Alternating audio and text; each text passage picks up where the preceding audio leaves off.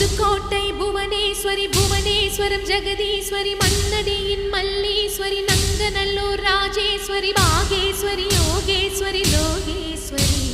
Melmalayanur